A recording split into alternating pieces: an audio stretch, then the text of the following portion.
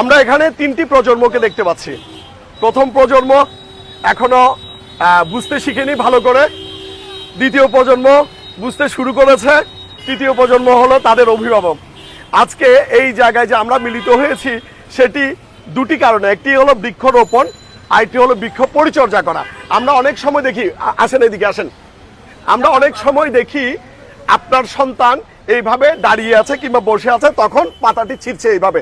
আমি সুবিধা, ঠিক আছে, আপনিও খুশি হয়ে যাচ্ছেন, অনেক অভিভাবক কিন্তু খুশি হয়ে যায়, দেখো আমার বাচ্চাটি কি সুন্দর করে পাতা ছিঁড়ছে, ঠিক না? এরকম হয়, এরকম হয়, আমরা দেখি, কিন্তু এটা কি উচিত? এটা উচিত? উচিত না। আচ্ছা, আমি দ্বিতীয় প্রজন্মকে বলবো, এটা কি উচিত? দেখা যায় যে এইভাবে ছিঁড়ছে, হ্যাঁ, মা কিংবা বাবা কিংবা আমিও তো একজন অভিভাবক, আমরা দাঁড়িয়ে দেখছি আমার ছেলেটা কি এই যে পাতাগুলো ছিঁড়ছে, কত খুশি হচ্ছি। এটা কি খুশি হওয়া উচিত? উচিত না।